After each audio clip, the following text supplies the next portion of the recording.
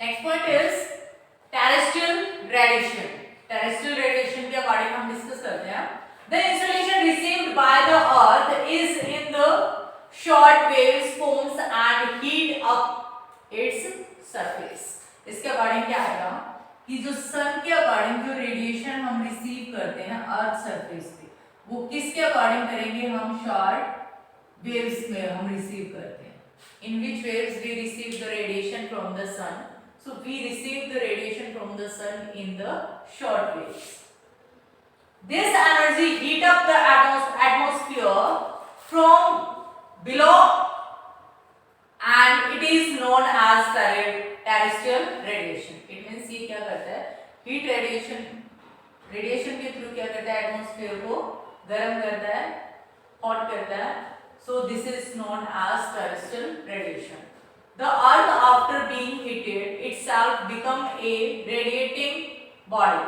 खुद गर्म होने के बाद ये क्या है, एक रेडिएटिंग बॉडी की तरह काम करना स्टार्ट कर देती है. And radiates energy to the atmosphere in long waves form. जब खुद रेडिएटिव की फॉर्मेशन में काम कर देती है, तो जो हमारी अर्थ सरफेस जितना भी टेम्परेचर रिसीव करती है किस फॉर्मेशन में, शॉर्ट वेव्स में, तो उसको कूल होने के बाद जब वो वापस उसको रेडिएट करती है, वो किस फॉर्मेशन में करेगी, लॉन्ग वेव्स में. एटमॉस्फेयर में वापस से एनर्जी को क्या है, रिलीज करती है लॉन्ग वेव्स की फॉर्मेशन में. Finally, the amount of heat received from the sun is returned to the space. वापस से वहीं पे स्पेस में चला जाता है.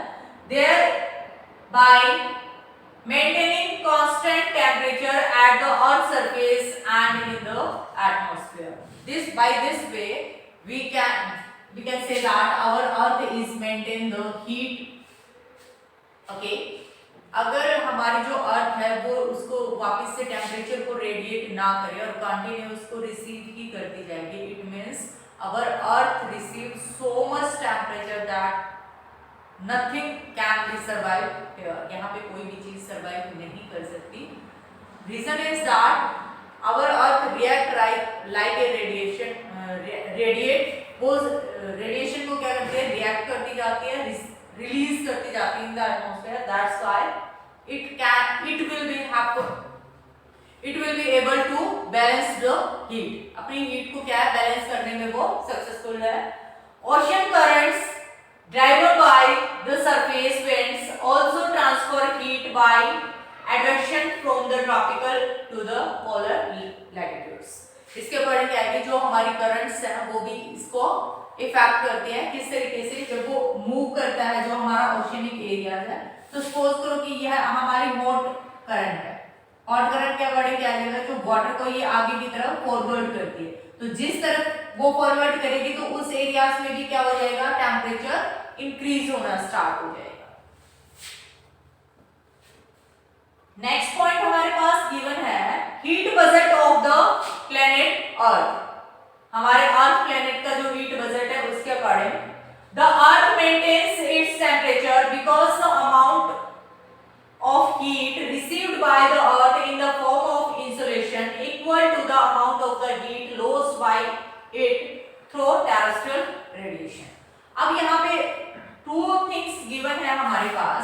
First is insolation and second is terrestrial radiation. Insolation के अकॉर्डिंग क्या आएगा कि जो रेडिएशन हम रिसीव करते हैं from the sun, and the terrestrial radiation में क्या आ जाएगा, तो अर्थ सरफेस के अकॉर्डिंग जो हम टेम्परेचर रिलीज करते हैं in the atmosphere, this is known as terrestrial radiation. Next हमारे पास गिवन है heat budget. The gain and losses in heat by incoming and outgoing radiation is known as heat budget. Heat budget के according क्या रहेगा, जो भी हम temperature receive करते हैं और जो भी हम रिलीज करते हैं उसके अकॉर्डिंग. नेक्स्ट है, this can happen only insolation and terrestrial radiation. ये जो हीट बजट है किसके द्वारा कंडक्ट किया जाता है, only by the insolation and terrestrial radiation. The insolation received at the top of the atmosphere is 100%. सबसे जो ऊपर वाली लेयर है वहां पे कितना रिसीव होता है 100%. While passing through the atmosphere, some amount of energy is reflected, scattered and observed.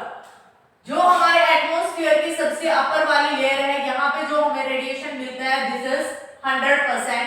उसके बाद जो क्लाउड्स है, वाटर वेपर है, डस्ट पार्टिकल्स है, वो उसको कुछ पार्ट को तो क्या कर लेते हैं, रिसीव कर लेते हैं, कुछ को स्कैटर्ड कर लेते हैं.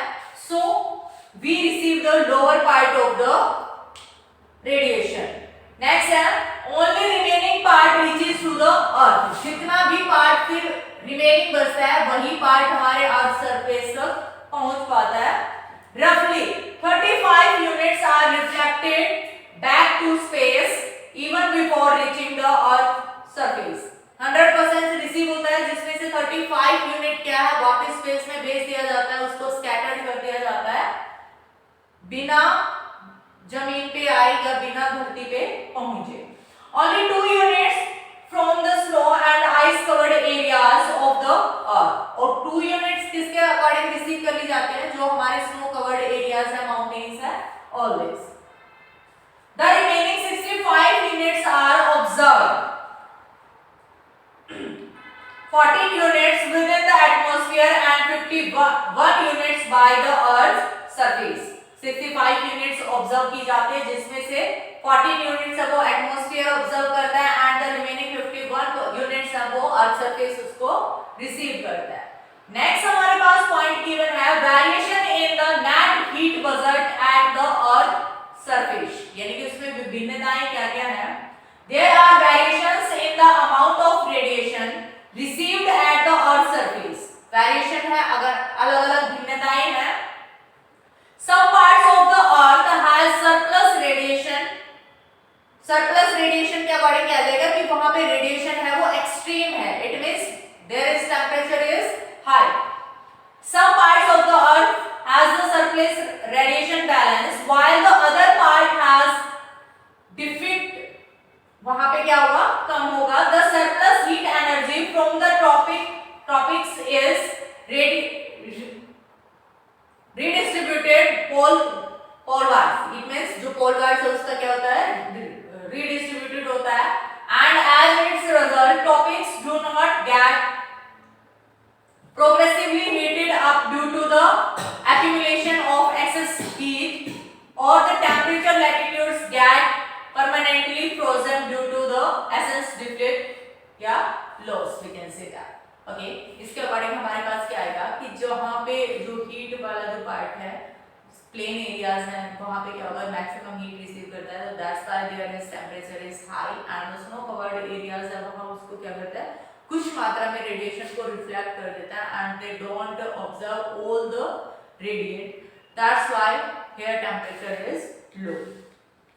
यहाँ पे पॉइंट्स गिवन है आपके पास. Temperature, the interaction of insulation with the atmosphere and earth surface create heat which is measured in the term of temperature. जो हमें heat provide की जाती है by the sunlight, we measure this heat in the temperature. There are two basic terms. First is insulation, second is temperature. हम इसको कई बार क्या है कि सेम इस चीज को रिक्वायर कर लेते हैं, इक्वली मान लेते हैं कि जो इंसुलेशन होता है सन से मिलता है, टेम्परेचर होता है वो भी हमारा क्या होता है, इंक्रीज होता जाता है. So both these two things are differ. There is quick differentiation.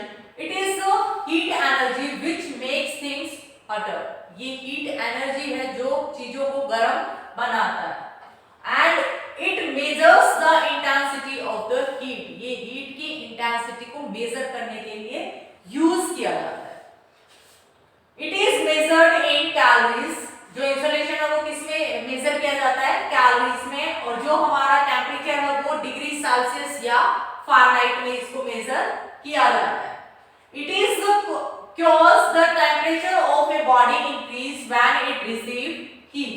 Insulation के अकॉर्डिंग क्या है, टेंपरेचर किसी भी बॉडी के अकॉर्डिंग इंक्रीज होता जाता है एंड इट इज इफेक्ट के अकॉर्डिंग क्या रहेगा, जब टेंपरेचर इंक्रीज होगा तो वो क्या होगा, उस पे गर्म प्रभाव पड़ेगा, या कम होगा तो लो होगा, कोल्ड होगा. तो ये एक इफेक्ट है. Temperature is an effect and this is the cause. अगर होगा, ज्यादा होगा या कम होगा तो उसका इफेक्ट क्या होगा, टेम्परेचर इंक्रीज होगा या फिर डिक्रीज होगा. That's why temperature is a effect and insolation is a cause. Okay students, next topic we are doing in our next class. Thank you.